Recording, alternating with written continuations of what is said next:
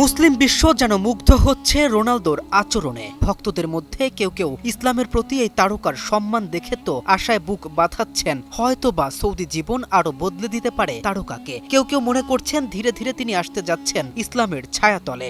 ইনশাআল্লাহ।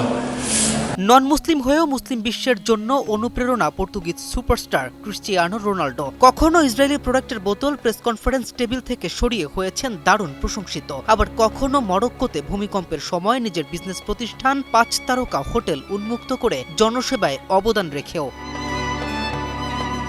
যে হোটেলের একদিনের আয় 2,16,00,000 টাকারও বেশি, তা মানব সেবায় উন্মুক্ত করে দিতে নিশ্চয়ই দরকার হয় বিশাল এক হৃদয়ের, যা আছে ফুটবলের এই মহারথীর। শুধুই কি তাই, ম্যাচ শেষে কুশল বিনিময়কালেও দেখা যায় সবার সাথে হাত মেলালেও ইসরায়েলি কোনো প্রতিনিধির সাথে হাত মেলায় না এই তারকা। এমনটি ঘটেছে বহুবার। এমনকি দেশটিতে প্রস্তুত হওয়া এক কোমল পানীয়র বোতল প্রেস কনফারেন্স থেকে নিচে নামিয়ে দেয় রাতারাতি 34,000 কোটি টাকা ব্র্যান্ড ভ্যালু হারায় কোম্পানিটি।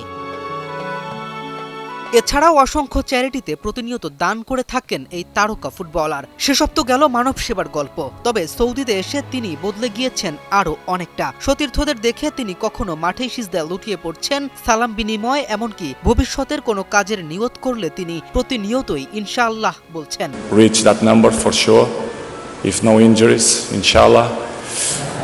ভক্তদের মনে তাই প্রশান্তিময় এক কৌতূহল। সৌদি আরবে ইসলামিক কালচারে মুগ্ধ হয়ে তবে কি প্রিয় তারকা আসতে যাচ্ছেন ইসলামের সুশীতল ছায়াতলে? যদি সেটা ঘটে তা ভবিষ্যতে দেখা যাবে। এটা এখন পর্যন্ত কেবল কল্পনা। তবে অমুসলিম হয়েও ইসলামের প্রতি তারকার এই সম্মান নিঃসন্দেহে সমগ্র মুসলিম বিশ্বকে আপ্লুত করে।